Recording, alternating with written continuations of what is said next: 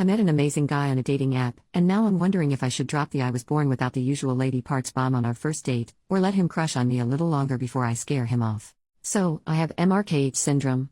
Basically, this means I was born without a vagina, vaginal canal, cervix, uterus, and fallopian tubes. This makes it so I am unable to make love and unable to have children.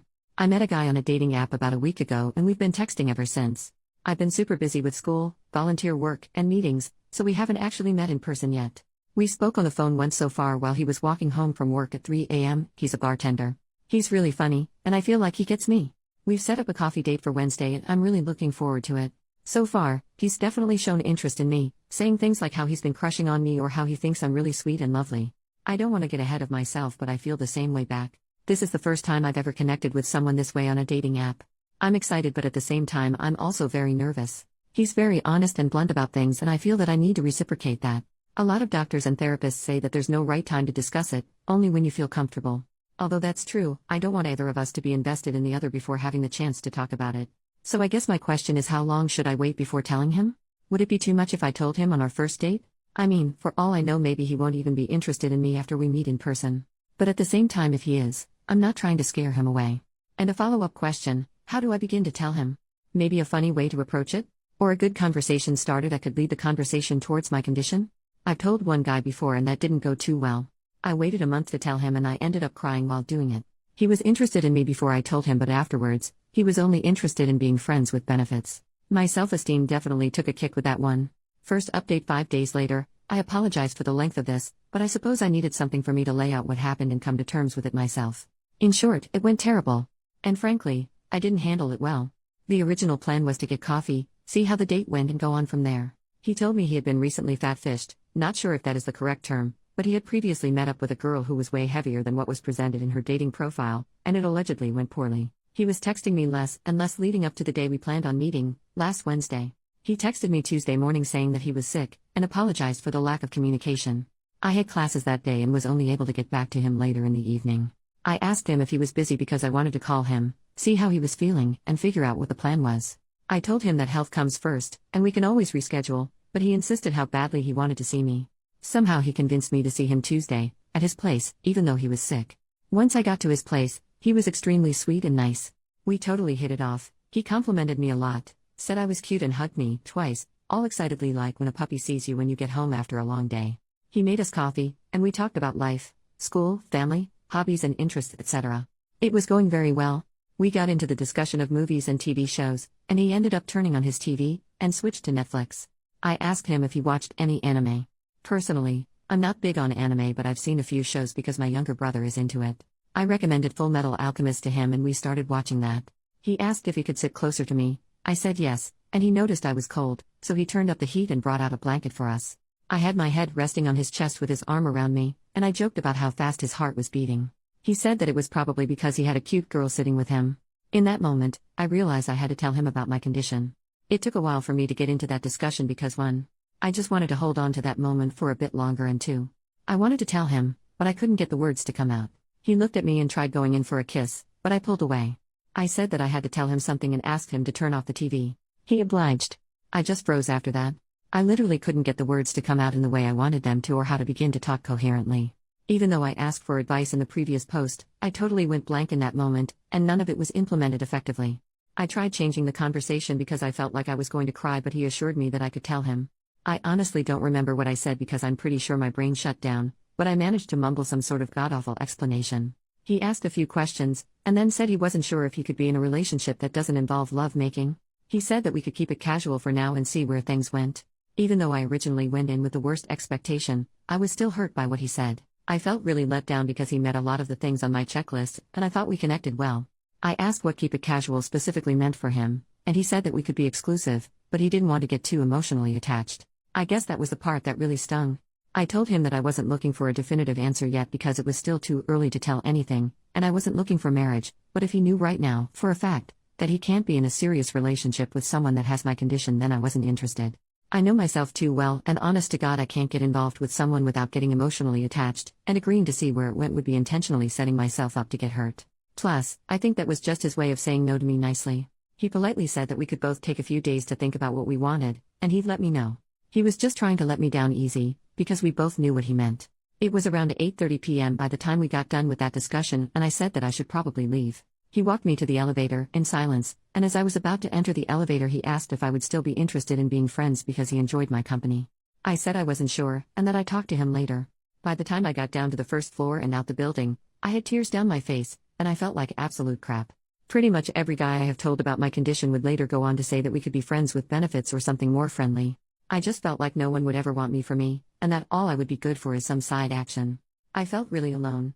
I felt that the only reason I had ever been in a relationship previously was because I hadn't been diagnosed with my condition when I started dating my ex, and we had already been together for a year when I did find out. I felt like he only stayed with me a year longer because we had a strong emotional bond, but even that came to an end when he cheated on me. I'm not that insecure, but at that time I couldn't think straight. I had just experienced something nice, and it was instantly taken away from me. I haven't had many friends after my ex cheated on me with my best friend, and I cut contact with everyone in that circle, and making friends at university is difficult if you're a commuter. I ended up calling a guy I know as I walked back to the subway. I don't really consider him a friend anymore because he has told me he has feelings for me, but I don't feel the same way back towards him, and he makes constant cheesy statements about me and him despite me telling him not to. I don't want him getting too attached to me, so I keep my distance. But in that moment, I really needed someone, and I didn't have any other option. So I called him, he picked up, I asked if he was busy, and he said he was playing a game with friends and he could call me back later. I didn't want to bother him like that, so I told him it wasn't necessary. So, I did something very stupid, and called my ex. His girlfriend, the girl he cheated on me with, had him block my number, so it went straight to voicemail. Like any insane person, I left a very pathetic voicemail, sobbing and all. I said I didn't have anyone to talk to and apologized for calling him, but I couldn't think of anyone else to talk to. I didn't mention what happened or anything, just that I needed someone. I stood outside in the cold, it's snowing here, for a while until my whole body felt numb. I gathered myself and thought, come on, what the heck are you doing? This is not you. You're better than this. I promptly got on the subway, went home, got into bed, and went to sleep. I woke up the next morning with a fever. That's what I get for getting too close to a guy that's sick, but still had to go to class and attend tutorials. I thought about my reaction a lot, and how poorly I had handled it. Clearly, I have issues I need to work on. I stayed late after the tutorial getting extra help, and after my TA was done helping all the other students, I went to her office and privately asked her if she had any recommendations for someone that I could talk to on campus. She asked me if it had to do with academic stress or something more personal. I said the latter. She pulled out her laptop so quick and got me numbers, emails, and addresses for places I could contact on campus. She told me that she understood and that she too was having issues a couple months ago and recommended a clinic she had been to personally. I couldn't stop thanking her. Before I left, I said, it's not a big deal or too serious. I guess things could always be worse, and without skipping a beat, she said yeah, but things could also be a lot better. I thanked her for her help and left. He hasn't texted me in 2 days now. I'll wait a little longer, but I guess I got my answer. I realize I am not ready for dating. For the time being, I should get help. It's not that I can't handle rejection, but the fact that time and time again, I get guys who are totally into me, and aren't looking for lovemaking right away because they want something more meaningful, but as soon as I mention no lovemaking at all, for now, at least, they turn me down. If they rejected me right from the start, and we didn't get along well, I could handle that perfectly fine. I can't help but think I'm a defective human, and will never find a guy who would appreciate me for me. I have yet contact the number my TA gave me. If you've read this far, thank you. If you have any advice, things I should improve on, better ways to handle situations like this, constructive criticism, or any other comments, I would greatly appreciate it. Thank you. Final post 2 more days later. I just wanted to address some common questions, and to clear up some things I've mentioned in the comments briefly. I hope this post is a little more coherent and organized than my previous ones. But before I do that, I really just want to thank everyone for all your nice messages and advice. You have no idea how much it actually means to me, and how much I appreciate it. Quick update, I texted Kyle yesterday and he replied. I asked him how he was feeling. He said he was even more sick than earlier. I said I was too, and I said it was his fault, in a joking way, because it was just as much my fault too. I told him about how I had a volunteer thing at university which I went to and how I nearly fainted because of my fever and ended up coming home early. But that was it. We didn't talk about much else because he stopped responding. In addition to this, I haven't called the number my TA gave me because they are only open Monday to Friday from 8 a.m. to 4 p.m. So, I'm going to be doing that on Monday, hopefully. My condition, the exact name for my condition is Mayer-Rokitansky-Kuster-Hauser syndrome, or MRKH syndrome for short. It affects 1 in every 5,000 women. A lot of people, I'm assuming they were trolls, stated that I was a guy or something along those lines.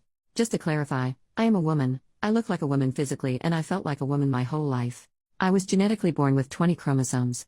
Being a woman is not something I doubt. There are basically 2 types of branches within MRKH. Type 1 is an isolated occurrence, meaning there is only a lack or underdevelopment of internal reproductive organs. Type 2 is more serious as it is also associated with auditory, vertebral, renal, and cardiac issues.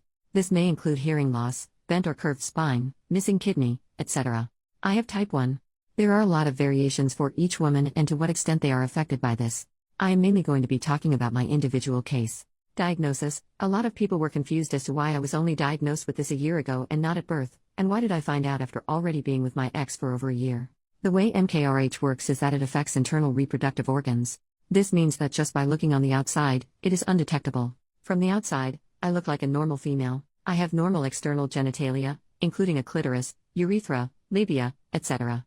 I am missing the vaginal opening, cervix, uterus, fallopian tubes, and my ovaries are underdeveloped. My ovaries contain a few eggs, and they function enough to produce lower levels of estrogen, which is why I am still physically able to look like a female. For me personally, instead of a vaginal opening, I have something called an indentation or dimple. For 18 years of my life, I lived thinking I was just like any other girl. I never once suspected anything was wrong. When I started dating my ex, we never attempted to make love because neither of us were ready. But this was around the time I started to feel like something was wrong. One main reason was that I hadn't started my period, and the second being the fact that I wasn't able to insert a finger inside myself. For some reason, at the time, I assumed periods and fingering went together. I thought that once a girl got her period, her privates opened and the barrier fell out or something like that. It's weird looking back at that now, haha. I went to the doctor's one day, this was before I started dating my ex, with my mom after she started getting worried about me not getting my period. This is probably one of the most common ways women with MRKH find out about it. The doctor simply assumed that I was a late bloomer and told me to fix up my diet and work out. I was underweight at the time, around 82 pounds with a height of 5 feet. I was referred to a pediatrician who did absolute jack about my situation. The following year, I got my crap together on my own. I joined the wrestling team, track team, and I started doing weight training. As a result of this, I was also eating way more, and I gained a lot of muscle mass. I got my weight up to 120 pounds when I still hadn't gotten my period. I went back to the doctors. They still didn't take it too seriously, telling me that some women don't get their periods until they turn 20 or something, or asked me about my family history. I had multiple blood tests done, showing my levels were completely normal. I didn't feel like everything was normal, so I switched around doctors, seeing different specialists, and pediatricians, getting more and more blood tests done each time. Needless to say, I was getting tired of blood tests because I knew they didn't show anything. One doctor said my prolactin levels were too high, but I think that was circumstantial. Prolactin is the hormone that produces breast milk in pregnant women, and she kept insisting that I had breast discharge, which is something I had never experienced before in my life. Somehow, I can't exactly remember which doctor, I ended up getting put on birth control pills as an attempt to reset my biological functions and induce a period.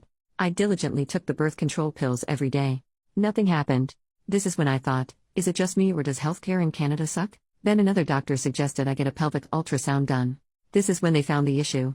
The poor lady who did my ultrasound spent over an hour looking for my uterus, which didn't even exist. The doctor did a pretty terrible job of telling me the news, in all honesty. She stood at the door, ultrasound reading in hand, with the door wide open, and told my mom I had MRKH. She said according to the ultrasound I had an underdeveloped uterus. This ends up being false later. She literally didn't even spend 2 minutes talking about it and left. I walked back to the car with my mom. She was crying as she called my dad and told him the news. His response was just to start swearing, not knowing he was on speakerphone and I could hear him. And then he said, "It's okay, just forget it." I came home, and I did some Googling and started to learn more about MRKH. I had already been with my ex for over a year up till this point, and I texted him while he was at work, and told him about it. I also added that if it changed anything between us, that I would understand, and I wouldn't hold it against him. As much as I might hate him now, he was the only one who ever handled this news properly, which is something I really needed at the time. After the initial news, my doctor handed my file over to a sick kids hospital in downtown Toronto as they were better equipped to handle cases like mine. They started off by wanting to get everything straight with what they knew about my condition. They had me get an MRI done because, although ultrasounds are more inexpensive, they are not as clear and detailed as an MRI. I also had an ear exam, x-rays of my spine, and another pelvic ultrasound, to check kidneys. Doctors aren't allowed to disclose patient information, and of course, the poor lady spent a good while looking for my uterus and even called in another technician to help. I ended up asking them if they were trying to look for my uterus, because I didn't have one. The look on their face was hilarious, as I'm sure they probably never heard of my condition either. After I met up with my doctor, and everything was figured out, I was properly informed that I did not have any issues with my spine, or kidneys, or ears, but I was missing a uterus, cervix, vaginal canal, and fallopian tubes. I was called in for another appointment after a couple weeks, and they did a physical examination where they wanted to measure the depth of my vagina. They had me lay down with my legs in the stirrups, and they took a Q-tip covered in a lubricant gel and inserted it in me. The depth of it was about 3 millimeters deep. It was actually quite painful, and I hated doctors by this point anyways. Family situation: my parents are pretty religious, and discussions about topics about the female body, menstruation, and private matters like that are highly taboo. Everyone knows about it, but no one talks about it.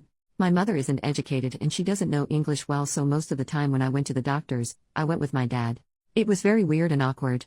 The few times my dad refused to go with me, I went with my mom and had to translate everything the doctors were saying for her. After my last appointment with Sick Kids Hospital, they referred me to a social worker who gave me her business card, some brochures and other things with information about my condition. My dad took those from me and threw them out, saying I didn't need them. They also asked if I would like to attend the support group meetings they had weekly at the hospital, to which my dad also insisted that I didn't. Going to therapy at the hospital in secret isn't an option because it's too far. I can't drive on the highway yet, and it would be impossible for me to make up some lie to go. Taking the bus there would take over 2 hours, which I don't particularly mind doing if it helps me, but I don't have time due to school. I actually got a letter from the hospital in September about a pretty cool MRKH conference here where different doctors came with information and everyone dealing with it was invited. I really wanted to go. But again, it was far. I figured since it was a once-in-a-lifetime opportunity, I could definitely bus there. The event started at 8 a.m. and busing literally took 5 hours. It was unrealistic for me to go. So then I told my parents about it and they said, "You don't want to go to that. They'll put all sorts of rubbish in your mind and now you're not really a woman." I tried arguing that it was exactly the opposite of that, and that they want to inform you that you are a woman despite the lack of certain organs. They responded by taking away the letter, which had a website address on it, I had received from the hospital, and throwing it away. I had someone telling me that I need to stand up to my parents. My parents aren't the issue, but my dad is. Unfortunately, due to the circumstances that I don't particularly want to reveal online, standing up to him jeopardizes everything for my mother and my younger siblings, which is something I refuse to do. I am well aware of the crappy situation I am in. I know they are being abusive, in more than one way. I've thought long and hard about it, and I've come to the terms that not doing anything about it is the best approach. I'm not saying this out of fear or wanting to be selfish and pretending like we're a normal family. I've seriously taken everyone's well-being and the future of my younger siblings into consideration, and unfortunately, this is the best option for now. Surgery: I had a lot of people asking or informing me about surgery. In my first post, somewhere in the comments, I believe I said something along the lines of I'm a broke college student, and surgery isn't an option right now, as a way to avoid talking about the real reason why I can't get surgery yet. Lucky for me, I live in Canada and I have health insurance. Surgery is definitely an option for me. But due to my family situation, they believe that I won't need surgery until after I get married, because I mean it's not like I'm going to be making love anytime soon. Haha. Additional comments. 1. A lot of people, mainly guys, are saying that I could look into doing butt stuff. It's all about personal preference, and I hate it. It's not hot, it's not fun, it's literally feeling like reverse pooing, and it's not a good feeling. 2. I can look into the asexual community, but I am not asexual. I may not be able to satisfy my needs, but I do have a pretty high intimate drive, and I do enjoy giving and other sexual activities. I don't know if I would want to be in a relationship with an individual who does not want that. 3. A lot of people had a lot to say about how I handled the situation. Some saying I did the right thing, and others saying I did it too soon. Honestly, I haven't figured out the right way to go about it. I have experimented with telling on first date, telling after a couple dates, telling before we even meet up, and none of them have gone well at all. I once told a guy about my condition before we met up, and the first thing he said to me when he saw me was, "Aren't you surprised I still agreed to meet up with you after what you told me?" I was so taken aback by it, I didn't even know how to respond to such an insensitive and arrogant comment. Someone said that if a dude has irritable bowel syndrome, I'm sure it's an important part of their life, but it's a huge first date turnoff. So he shouldn't disclose it on the first date. True, but it's not like them screwing is going to be affected by his IBS. I didn't disclose it because it was an important aspect of my life, but because it was relevant to what was happening. I evaluated the situation I was in with Kyle and noticed that he was trying to get to the next level, so I had to tell him. Agree or not, first date material or not, I'm going to stand by with what I did because in that moment it was the right thing to do. 4. I am not going to disclose this on my dating profile. It's easy for everyone to sit there and suggest I do that, but you don't really know what it's like until you're actually in the situation yourself. I don't want to publicly display it to guys I'm not interested in, nor to those who aren't interested in me. I know guys who also use those dating apps, and I don't want them to stumble across my profile and find out about it. 5. The guy I ended up calling on Tuesday night, after I left Kyle's apartment, he knows about my condition. He has told me that it wouldn't bother him. I had a lot of messages telling me that I shouldn't friendzone him, and that I should give him a chance. Here is the real reason why I'm not attracted to him, nor why I would never ever give him a chance. He's basically doing nothing with his life. He's 24, lives with his mom, doesn't work, can't drive, plays video games all day, uses his depression and anxiety as an excuse from putting in any effort towards having an independent life. Whereas I, on the other hand, I work part-time, I study my butt off in school, and I make time to do extracurricular stuff. I also deal with depression, self-harm, and self-destructive thoughts.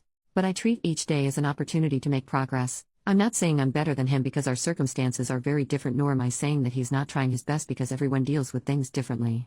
I'm just saying he doesn't have his crap figured out yet, and I'm not into that. In addition to this, he was once involved in a situation where he was the other guy. He was involved with a girl who had a boyfriend, and he knew this before getting involved with her but continued with it anyway because he was lonely. I was on the opposite end of that kind of situation, and even though he might not be aware of the magnitude of his actions, I am. There is no way I am dating someone who selfishly puts their needs first and is able to convince themselves that cheating is somehow okay. 6. I think one of the main reasons I even turned to Reddit in the first place was because I am clearly looking for some sort of support because therapy isn't an option for me. Social media platforms for support do exist, but my parents had me added or followed on those, and I don't want them finding out. This is far longer than it needed to be, sorry. I hope I answered some questions. I really do appreciate all the support I got. Thank you, and take care everyone. Edit 1, I'm only doing this to feel better about myself. Kyle finally replied to me and said, I definitely do not want to get involved. Fuck you, Kyle. If y'all want to hate on him, feel free to. I welcome it with open arms. Edit 2, I think I forgot to address this earlier. For those of you asking whether I can orgasm through clitoral stimulation, the answer is no. My clitoris is underdeveloped. Stimulation feels good, but it's not enough to reach orgasm. Maybe a stronger vibrator or something like that would work? I don't know. I haven't tried. Edit 3, guys. I can still pee. I have a urethra. You do not put a guy's pee-pee in the same place you pee from. Simply anatomy.